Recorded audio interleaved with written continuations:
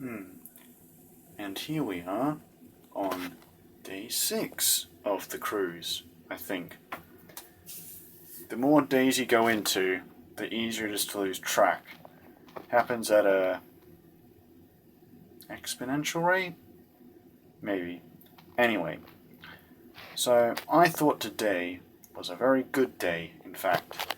There are many positive things to say about it. First of all, was breakfast. Now, so what I like to do at breakfast in a holiday setting is I like to eat loads of muffins. And I remembered this today.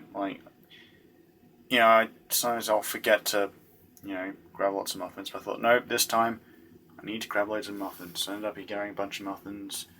And here's the thing, right? So I don't know if this is considered.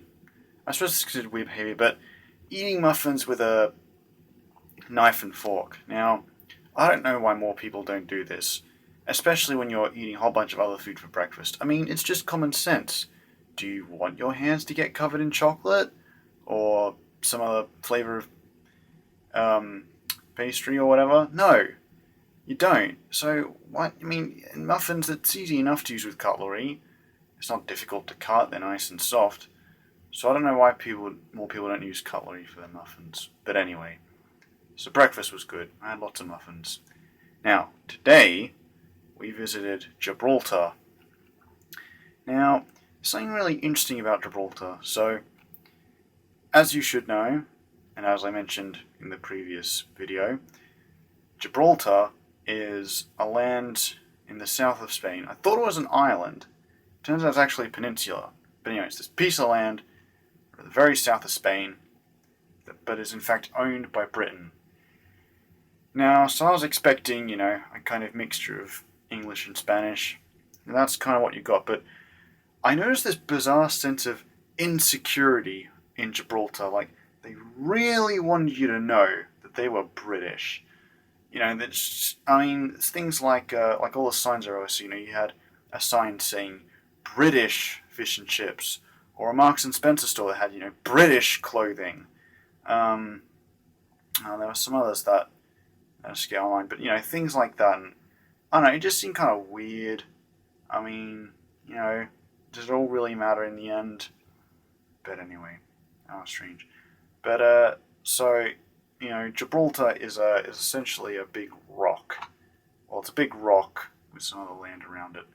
But so we went up the rock, went up a nice, cool cable car. It's cool to ride in. Very crammed, but it's either a crammed cable car ride or a long queue. So I'll take the crammed ride. So you take the ride up to the rock, and this is something I didn't know about Gibraltar till we got there. There's a whole kind of, they like the rock to be owned by nature, so to speak. So you get to the top of the rock, and there's it's a bit of a nature reserve, and this big attraction on the rock is monkeys, or no, not monkeys, it's some sort of ape. I don't know what kind of ape, but I mean they don't have tails, so pretty sure they're not monkeys. But these Gibraltar apes, and I didn't think I would going in. I thought, oh, some animals, yeah, so what? But that was actually the highlight of the day. Is just seeing these apes, just moving around, doing ape things. One of the most interesting things was there was this one ape, a big guy, and he was walking by on the rocks, right on the edge, and he just kind of sits down and he's just looking out at the sea towards the rising sun. This is 8 in the morning or something like that. He's just watching the rising sun, and it was weird. He seemed to be, I don't know, philosophical, for lack of a better word. So I ended up dubbing him the philosopher. And there were some 2 other apes nearby just kind of grooming each other, looking for, I don't know, what is that thing they're doing? They're looking for small insects on each other. And even there were 2 of those doing that nearby, but this guy was just sitting on his rocks, just staring out at the ocean until he got up and moved. But he was there for a good while, and I still wonder what was that ape thinking about. What do apes think? But anyway. So, you kind of walked around, saw some apes, then went to other places on the rock. There were some caves for some wars, when the Spanish had tried to take Gibraltar. So you kind of looked at them, saw some cannons. Yeah, alright, standard stuff really. And then we went back on the ship. For whatever reason, the ship left really early, so we didn't have much time to explore.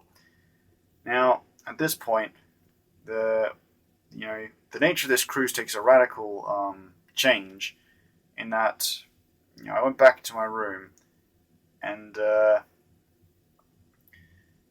I just ended up going on my brother's computer and playing Crusader Kings 2. My brother himself wasn't using his computer because he just went to his bed and fell asleep, and so did my sister. So those two were just kind of in their room sleeping. Whereas I'm playing Crusader Kings 2. I was playing Uzbek Khan, ruler of the Golden Horde in 1337.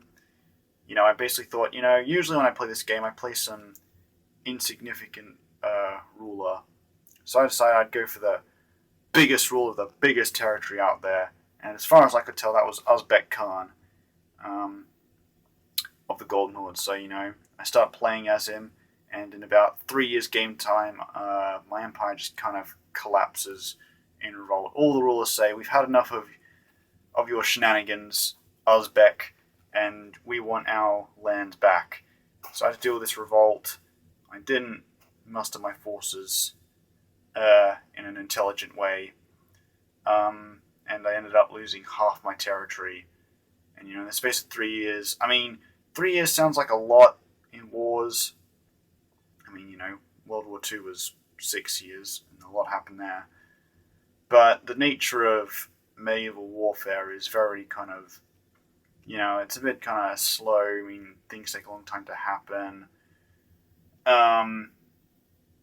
So, to lose, and this is a big empire. We're talking about, a good chunk of Central Asia and East Europe here, and it's all just gone. In comparison, you had the 100 Years' War, which is actually going on in the game. I'm pretty sure. And that lasted for about 100 years, whereas here, 3 years, successful revolt, lose a whole bunch of land, and it was very sad. I felt very bad. But, I decided to kind of put in the role-playing aspect. I thought, what would a ruler do after his whole world kind of crumbles around him? And I decided that, he turned to religion. So he goes on the Hajj. The Golden Horde is Muslim at this point in time. So the Uzbek, he goes on the Hajj and he starts trying to, live the more peaceful life, spread goodwill to the people around him. So, it was fun from a role-playing aspect. But anyway, and then I played that for a while. So the next thing I knew, it was dinner time. Now, here's the interesting thing. The desserts, I've complained about before. But today, the desserts have made a big uptick. I forgot to mention having lunch earlier when we got back on the ship. Not much to say there, but there was a mousse on the thing, and it was a big improvement over previous desserts on the cruise. And the same thing happened with dinner this evening. Desserts and another type of mousse, and well, no, it wasn't a mousse; it was a fondant. But that was really good. My dad had a cheesecake that was really good, and for whatever reason today it's the day the desserts made a big upswing in quality, and I was very impressed. It was very satisfying. So not much to say there. Clocking in, there's a timer up here. Clocking in about 10 minutes. It wasn't much to say, but it was just a really good day. I liked the location we landed in. I liked the pastime I was engaging in, and the food was really good. So this is what I'm looking for. When I went on cruise, this was the kind of experience I was looking for, and today, day 6, it delivered. I'd give this day a solid 8 out of 10. Would live again. Not much to say on there. Great day. Hope the other days on this cruise are going to be like it, but I imagine it won't be. That's the nature of good things. They're outweighed more by average and bad things. Thanks for listening.